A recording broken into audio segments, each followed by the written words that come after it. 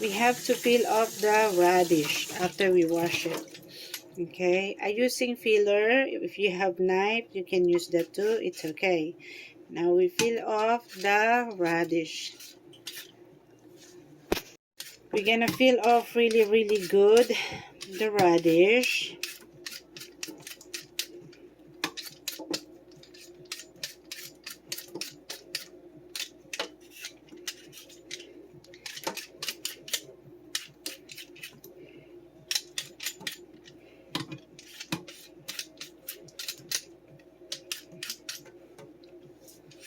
Get ready your one bowl to put your radish.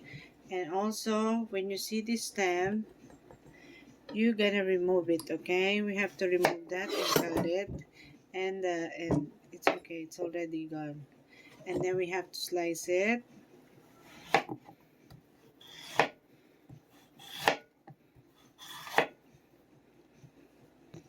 Sometimes the texture of the radish, it's like this, but doesn't affect for your kimchi radish, okay?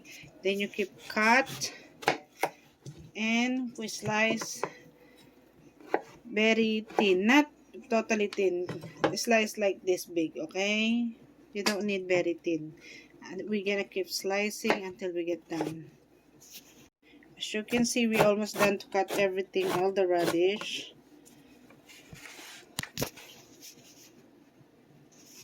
All same way.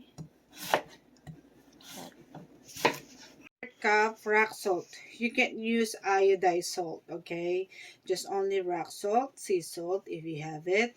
And then we're gonna cook this the radish for like 30 minutes or 1 hour. Let's see. We can notice if the radish is almost cooked from the salt. Okay, now before the salt. Now, as you can see, the salt's there. So we have to doing like this first to mix it up. Okay, we have to mix it up. You don't have to be fresh, okay? Just need to mix it up with the salt. And then we set aside for 30 minutes. We gotta go back here. Ngayon, pagkatapos ng 30 minuto, binalikan natin. Ayan, nakita nyo, medyo naluluto na po siya. Bigyan pa natin siya ng 10 minuto. Ano po? Tapos, hugasan na natin siya at babanlawang maigi. Ayan, 10 minuto pa. After 40 minutes, our radish soaked on the salt, it's already cooked. Cook on the salt, okay? Now we already get to wash. This is 30 minutes you flip over, and then you go back for another 10 minutes, and then you can wash it. Wash our radish, okay? You have to wash really good. You have to press. It doesn't hurt your radish if you're pressing, okay? Because you want to make sure you remove the excess salt, because this is salty.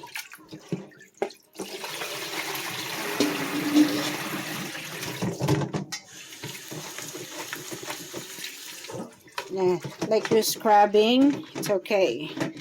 Pressing. You have to wash this really good, okay? Maybe 7 times washing.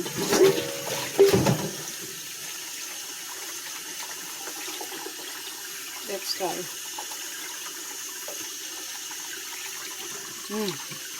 The salt is still there. That's the reason why you have to wash this really good.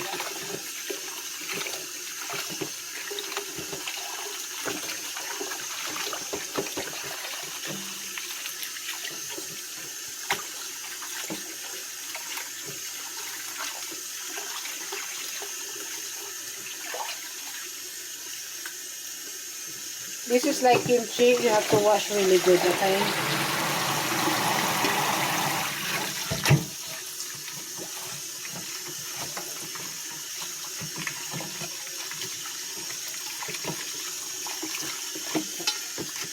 Wash, you make sure this is like pressing really good like this,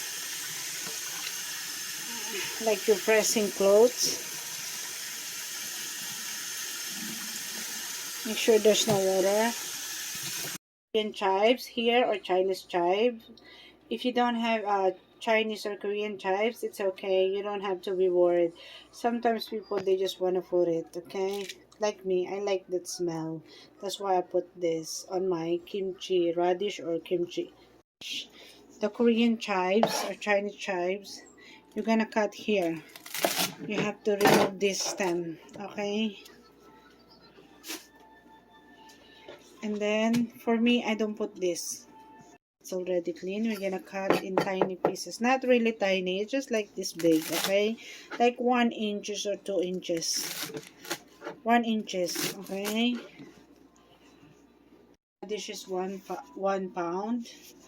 And the chives is like 10 grams or 20 grams. Like I said, you don't have to put it. And then I need just like half onion, maybe 2 tablespoons, okay, white onion. And I have a small apple here. You have to cut your onion in thin size, okay.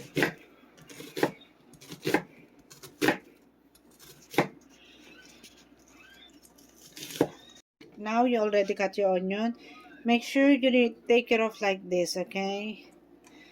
And then make sure you don't put this part. Take it off. Only this, like shredded. Stop. There's no stem and there's no seed, okay? Make sure you remove the stem and seed in the hard part in the middle. And peel off your apple before you slice it again. Apple, make sure you slice it. When you slice it, make it like this and then slice again. Slice again big like this, your apple, okay?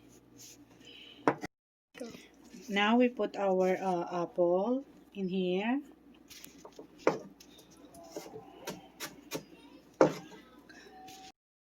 And I put like 1/4 teaspoon of ginger, fresh ginger, 1/4 teaspoon. And I just want to make sure my garlic and my ginger are really grind or mince very well. Pwede siya ng asukal na pula, yung segunda, 1 tablespoon. Yan. Korean powder. It depends how spicy you want, but I'm gonna put only 2 tablespoon, okay? Kataas natin lagyan ng chili powder. Nilagyan ko siyang 1 tablespoon na sesame seed. Linga. And then, you don't have to put a honey, 1 tablespoon. If you don't have, you don't have to, okay? But I put a honey, 1 tablespoon. Your ingredients, now you have to mix well. Like this. Well, you're pressing, okay? You don't have to put lots of liquid because it's gonna be liquid by itself. The liquid, it's gonna be produced liquid by itself because the radish, you know, it's a liquidy. It's watery, sorry.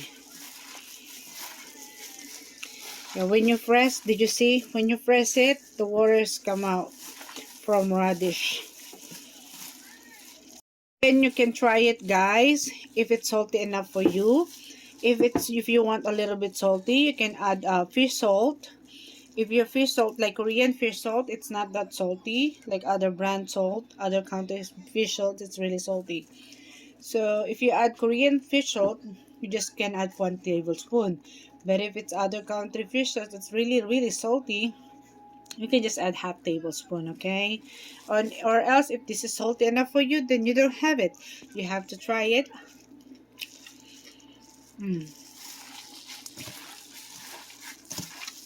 And if the taste is enough for you, then you don't have to put more salty. Because we are different taste bad, you know. Some people like salty, some people doesn't like.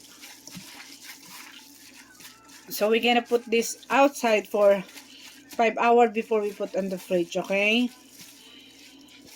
And then also, you can peppermint this for like 2 days before you eat it 1 day. It's okay. For me, you can eat right away. It's okay. This is really good, guys. Promise.